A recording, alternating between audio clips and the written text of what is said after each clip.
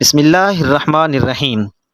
Pure herbal tips کے plate form سے السلام علیکم دوستو، آپ نے یقیناً کچھ لوگوں کو یہ کہتے سنا ہوگا کہ قربانی کے گوشت کا ذائقہ اچھا نہیں ہوتا، اس میں سے ایک ناگوار سی مہک یا بو آتی ہے اور یہ جلدی گلتا یعنی پکتا بھی نہیں ہے۔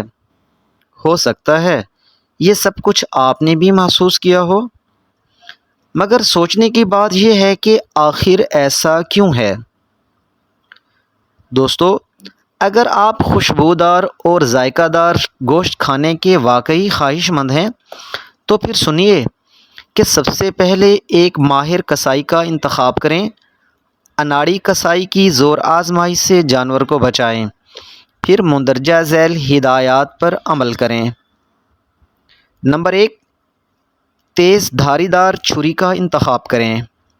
نمبر 2، ذبح کرنے سے قبل جانور کو خوب اچھی طرح کھلا پلا لیں۔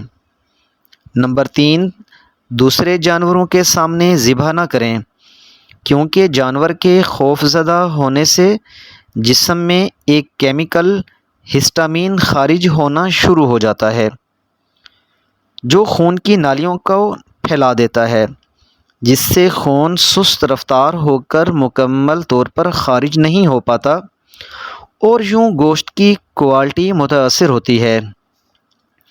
نمبر 4، کسائی کو کبھی بھی جانور کا حرام مغز شروع میں مت کاٹنے دیں، جب جانور ٹھنڈا ہو جائے تو پھر کاٹنے دیں۔ دوستو، ہمیشہ یاد رکھیں کہ ذبح کی شرط میں اول سانس کی نالی، دوم کیروٹیڈ آرٹریز یعنی شریانیں، ان میں سے کسی 3 کا مکمل یا جزوی کٹ جانا اور خون کا بہہ جانا شامل ہے۔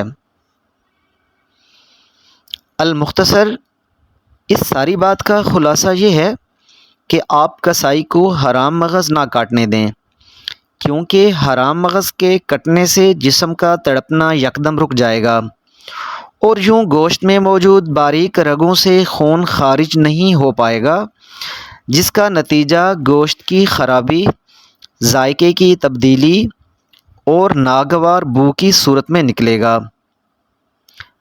دوستو، میں آپ کو سمجھانے کے لیے ایک تصویر بھی شیئر کر رہا ہوں تاکہ بآسانی سمجھ سکیں کہ ذبح کرنے کا صحیح اسلامی طریقہ کیا ہے۔ دوستو، اس امید کے ساتھ کہ میری آج کی ویڈیو آپ کو اچھی لگی ہوگی، اس کو لائک اور شیئر ضرور کیجیے گا اور میرے چینل کو سبسکرائب کرنا مت بھولیے گا۔ اپنا خیال رکھیے گا۔ اللہ حافظ۔